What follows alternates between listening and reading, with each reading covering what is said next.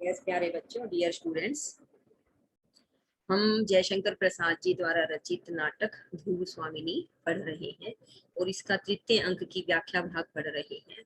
इस अंक में व्याख्या भाग की जो शुरुआत है शकराज के शिविर में ही है। ध्रुव स्वामिनी शकराज की मृत्यु के बाद चिंता मग्न बैठी है, उसके मन में बड़ा रोष और क्रोध है। तब वहां पुरोहित शांति पाठ के लिए आते हैं, तो उसका ये कहना है कि इस तरह का शांति पाठ उसे शांति नहीं दे सकता और पुरोहित को सच्चाई पता चलती है कि किस तरह से रामगुप्त ने गुप्त साम्राज्य की मर्यादा का क्षण भंगुर कर दिया है, क्षीण क्षीण कर दिया है। तो ऐसी स्थिति के अंदर पुरोहित कहते हैं कि मैं दोबारा से जो है धर्मशास्त्र को पढ़ा लूंगा। और फिर हमने इसमें पढ़ा कि कोमा जो है मिहिर देव के साथ आती है, शकराज का शिविर मांगती है, शव मांगती है।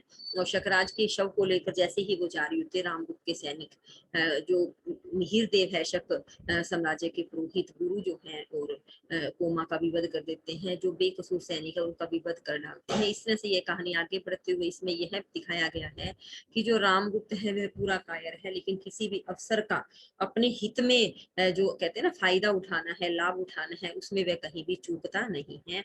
और जबकि जो ध्रुव स्वामिनी है वह उसको से मिलना भी नहीं चाहती, देखना भी नहीं चाहती। वह ये कहती कि न ही मुझे महादेवी कहा जाए। जब ध्रुव स्वामिनी को उसकी जो ननंद है मंदाकिनी वैसे भाभी कहकर बुलाती, तो कहती कि मैं न तुम्हारी भाभी हूँ न ही महादेवी हूँ।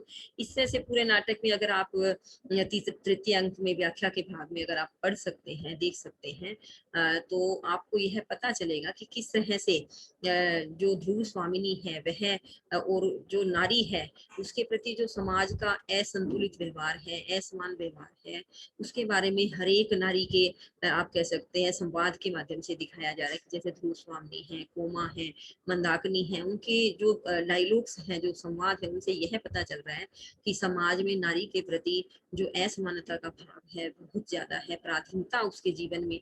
और कहते हैं ध्रुव स्वामी बल्कि यह भी कहती है कि जो एक परंपरा सी है पराधीनता की, जो एक नारी के नस नस में फैल गई, वो कहती कि यह अच्छी बात नहीं है, यह बहुत ही गलत बात है। तो कहती कि मुझे लगता है कि जैसे मैं एक मानसिक पाप कर रही हूँ, मुझे इस विजय का कोई भी आप मैं इसको तो अपना सौभाग्य या दुर्भाग्य दोनों में से कुछ कह नहीं सकती हूँ, मुझे इस विजय की कोई खुशी भी नहीं हो रही है। तो वो ये कहती है कि और फिर आपने इसमें यह भी देखा कि चंद्रगुप्त जो है वो भी अब मन से स्वीकार करते हैं कि कायरता का जो मैंने आवरण पहन लिया है, इससे जो मेरी कायरता है वह विनम्रता का जो आवरण है, इससे मेरी कायरता छिपाई नहीं जा सकती है।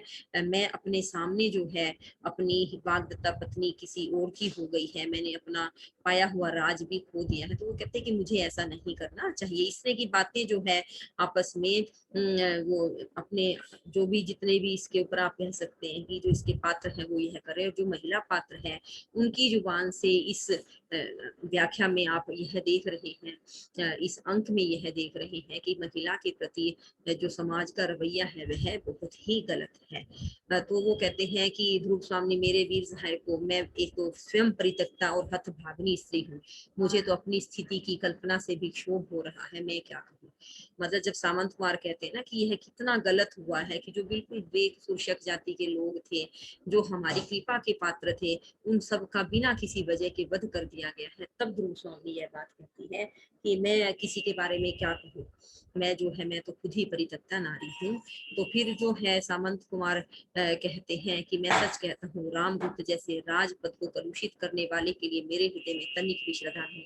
विजय का उत्साह दिखाने यहाँ वे किस मुंह से आए जो हिंसक, पाखंडी, शीव और क्लीब है।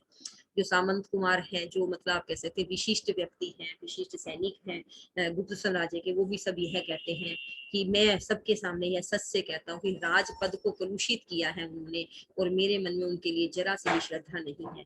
उन्हें यहाँ विजय का उत्साह दिखाने आने का कोई हक नहीं है। वो किस मुंह से यहाँ आना चाहते हैं, वो हिंसक है, पाखंडी, शीव, बहुत ही गिरे हुए। अब जिसके लिए आप शब्द जो है बहुत गलीच जैसा शब्द भी प्रयोग किया जाता है, नीच भी कहा जाता है, कायर भी कहा जाता है, इस तरह का व्यक्ति है। रामगुरु सहसा शिखर स्वामी के साथ प्रवेश करके क्या कहा, फिर से तो कहना।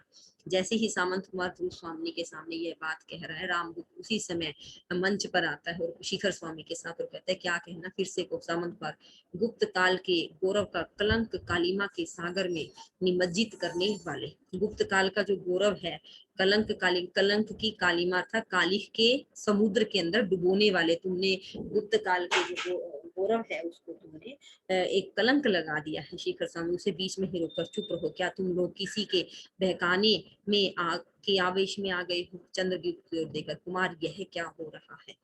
तो वो कहते हैं कि जब शिखर स्वामी बीच में ही टोक देता है, क्योंकि अभी तक आपने पूरे नाटक में यह देखा है कि रामगुप्त का जो सबसे ज्यादा साथ दे रहा है, चाहे वो बात सही है, जायज है या नाजायज है, वो सिर्फ वही है। तो कहते हैं कि क्या तुम लोग किसी के बहकाने में ऐसा कह रहे हो? कुमार यह क्या हो रहा? कुमार चंद्रगुप्त से शिखर स्वामी यह बात कहते हैं। चंद्रगुप्त उत्तर देने की चेष्टा करते करके चुप रह जाता है। राम दुर्विनीत पाखंडी पामरो, तुम्हें इस दृष्टा का क्रूर दंड भोगना पड़ेगा। नेपथ्य की ओर देखकर इन विद्रोहियों को बंदी करो। नेपथ्य का तो पर्दे की तरफ देख करके अपने डायलॉग को बोल रहा है कि इन सबको बंदी बना लो। रामगुप्त के सैनिक आकर सामंत कुमारों को बंदी बनाते हैं। रामगुप्त का संकेत पाकर सैनिक लोग चंद्रगुप्त की ओर बढ़ते हैं और चंद्रगुप्त श्रृंखला में बंध जाता है। अब रामगुप्त जो है वो गुप्त साम्राज्य का राजा है, तो जो उसके सैनिक है उसके आदेश को ही मानते हैं। तो कहते हैं कि वो जो आकर सामंत कुमारों को बंदी बनाते हैं और फिर चंद्रगुप्त को बंदी बनाने की ओर बढ़ते हैं और चंद्रगुप्त श्रृंखला में बढ़ जाता है। अब ध्रुव स्वामी कहते, कुमार मैं कहती हूँ कि तुम प्रतिवाद करो, किस अपराध के लिए दंड ग्रहण कर रहे हो, कि तुम इसका विद्रोह करो, जो तुम्हारे साथ किया जा रहा है यह बहुत गलत है, तो तुम इस बात का प्रतिवाद करो। चंद्रगुप्त एक दीर्घ निश्वास लेकर चुप रह जाता है। एक लंबा सांस लेकर चुपराम हंसकर, कुचक्र करने वाले क्या बोलेंगे, कि यह तो वैसे ही षड्यंत्र करता है, यह क्या बोलेगा। तो ध्रुव स्वामी और जो लोग बोल सकते हैं, जो अपनी पवित्रता की धुंधुभी बजाते, वे सबके सब साधु होते हैं ना। चंद्रगुप्त से, कुमार तुम्हारी जीवा पर कोई बंधन नहीं, कहते क्यों है कि मेरा यही अपराध है कि मैंने कोई अपराध नहीं किया। कि कुमार तुम बोल करके क्यों नहीं कहते, तुम चुपचाप क्यों सहते जा रहे हो, इतना अपराध हो रहा है। ध्रुव स्वामी कहते, रामगुप्त महादेवी। ध्रुव स्वामी उसे न सुंदर चंद्रगुप्त से, झटक दो इन लोह श्रृंखलाओं को, यह मिथ्या ढोंग कोई नहीं सहेगा, तुम्हारा क्रोध दुर्दैव भी नहीं। कि तुम्हारे अंदर जो गुस्सा है, और दुर्दैव का अर्थ है कि जो तुम्हारी बुरा भाग्य है, वो भी तुम्हारा जो उत्तेजना है, जो तुम गलत को गलत साबित कर सकते हो, गलत का विद्रोह कर सकते हो, यह सारी भाव तुम्हारा मिथ्या, जो तुम विनम्रता का ढोंग कर रहे हो, यह कोई नहीं सहन करेगा। इसलिए अपनी शक्ति को दिखाओ, इन लोह श्रृंखलाओं को तोड़ दो। राम रूप डांट कर, महादेवी चुप हो। ध्रुव स्वामी तेजस्ता है, कौन महादेवी? राजा, क्या मैं अब भी महादेवी ही हूँ, जो शकराज की सैया के लिए कृतदासी की तरह भेजी गई हूँ, वह भी महादेवी? आश्चर्य। ध्रुव स्वामी फिर बड़ी तेज से कहती है कि कौन महादेवी? क्या मैं अब भी महादेवी हूँ, जो शकराज के शैया के लिए अर्थात बिस्तर के लिए तुमने एक नीच दासी की तरह से मुझे भेज दिया था, और क्या मैं अभी भी महादेवी रह गई हूँ? आश्चर्य। शिखर स्वामी देवी इस राजनीतिक चातुरी में जो सफलता। ध्रुव स्वामी पैर पटक कर, चुप चुप रहो प्रवंचना के पुतले, स्वार्थ से घृणित प्रपंच, चुप रहो। बहुत गुस्से से वो पैर को पटकती और कहती कि तुम चुप रहो, धोखेबाजी के पुतले हो तुम, स्वार्थ के घृणित प्रपंच, धोखा ही हो तुम, और तुमसे घृणा होती है। रामगुप्त, तुम महादेवी नहीं हो न? ध्रुव स्वामी, नहीं, मनुष्य की दी हुई इस उपाधि को मैं लौटा देती, और रामगुप्त और मेरी सहधर्मणि। ध्रुव स्वामी, धर्म ही इसका निर्णय करेगा।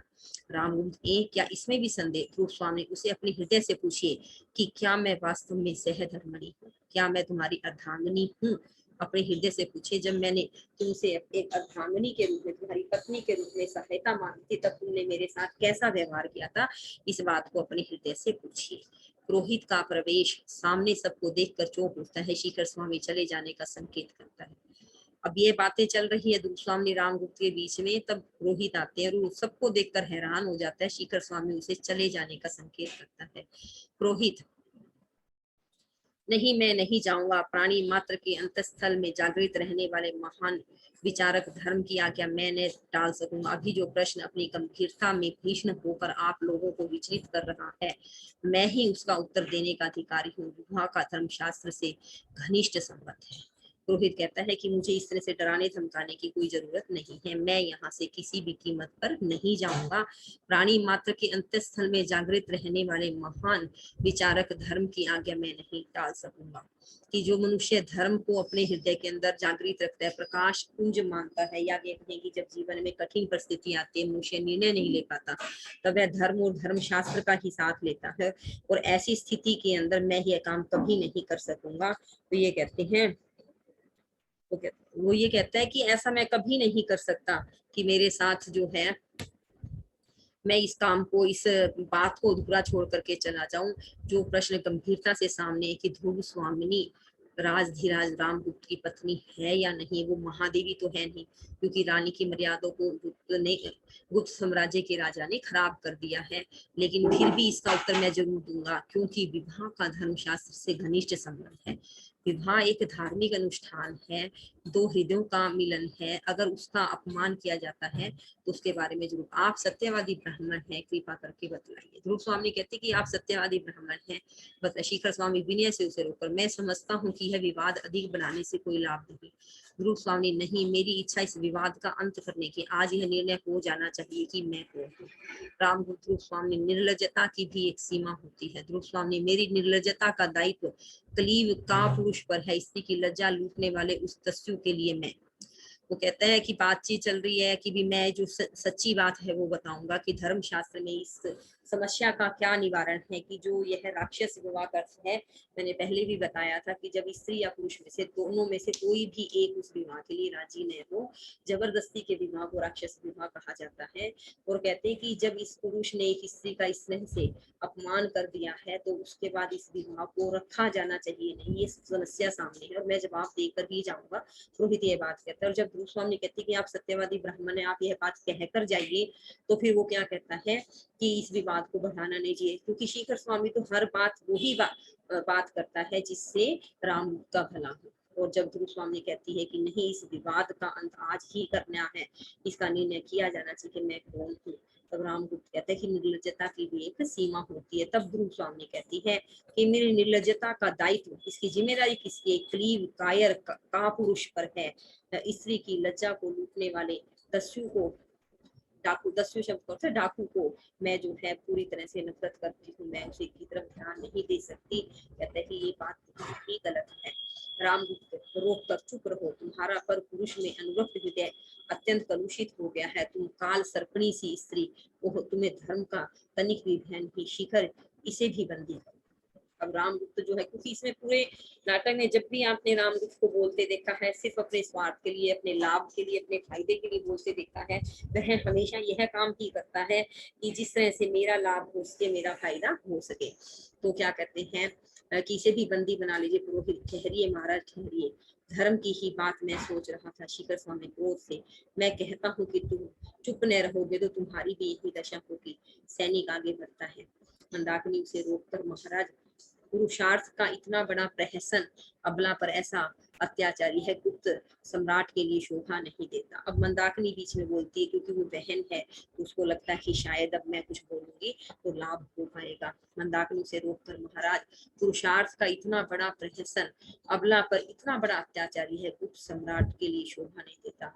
रामगुप्त सैनिकों से, क्या देखते हो जी? वो बस अपने स्वार्थ के लिए यह कहता है कि इसे तुरंत बंदी बना लेना चाहिए। अब क्या कहते हैं, सैनिक आगे बढ़ता है और चंद्रगुप्त आवेश में आकर लोक श्रृंखला तोड़ डालता है। सब आश्चर्य और भय से देखने लगते हैं कि जब सारों के समझाने के बाद भी कि ध्रुव स्वामी को बंदी बनाया जाना बिल्कुल ही गलत है, रामगुप्त फिर भी सैनिकों को आदेश दे देता है और उसकी बात को नहीं मानता है। तो फिर वो क्या करता है कि तुरंत कहता है कि देखते क्या, उसे बनाओ। तब जैसे ही सैनिक ध्रुव स्वामी को बंदी बनाने के लिए आगे बढ़ता है, चंद्रगुप्त लोह श्रृंखलाओं को आवेश में आकर के तोड़ देते हैं और सब आश्चर्य और डर से देखने लगते हैं। चंद्रगुप्त, मैं भी आर्य समुद्रगुप्त का पुत्र हूँ और शिखर स्वामी, तुम यह अच्छी तरह जानते हो कि मैं ही उनके द्वारा निर्वाचित युवराज भी हूँ। तुम्हारी नीचता अब ऐसे है, तुम अपने राजा को लेकर इस दुर्ग से सकुशल बाहर चले जाओ। यहाँ मैं ही शकराज के समस्त अधिकारों का स्वामी हूँ। अब वो बड़े गुस्से से आकर के कहते कि शकराज के सारे अधिकारों का स्वामी मैं ही हूँ। एक प्रकार से चंद्रगुप्त ने ही, एक प्रकार से क्या, सिर्फ वेश धारण अलग किया था, वैसे शकराज का जो पद है वो चंद्रगुप्त ने ही किया था कि मैं भी उनका पुत्र हूँ। और शिखर स्वामी, तुम अच्छी तरह से जानते हो कि मैं ही उनके द्वारा निर्वाचित, अर्थात उन्होंने मुझे ही युवराज पद के लिए चुना था, अर्थात गुप्त साम्राज्य का राजा भी मैं ही हूँ। तुमने जो नीचता की और मेरे साम्राज्य की, मेरे कुल की जो इज्जत थी, मान सम्मान था, मर्यादा थी, उसे बचाने के लिए मैंने ऐसा काम किया था। तुम अपने राजा को लेकर इस दुर्ग से चले जाओ और मैं यहाँ पे शबराज के सभी अधिकारों का स्वामी हूँ। वो कहना क्या चाहता है कि यदि अगर तुम यहाँ से नहीं गए तो मुझे जो है तुम्हें बंदी बनाना पड़ सकता है या तुम्हें मैं कोई भी दंड दे सकता हूँ, क्योंकि मैं यहाँ का राजा हूँ और शक्तिशाली तो चंद्रगुप्त है ही। तो ये कहने का तात्पर्य क्या है कि आज रामगुप्त के सारे ही खिलाफ हैं कि वो जो काम कर रहा है अपने निजी स्वार्थ के अंदर सारी हदें पार कर चुका है, वह पूरी तरह से गलत है और सभी अब उसके खिलाफ होते जा रहे हैं।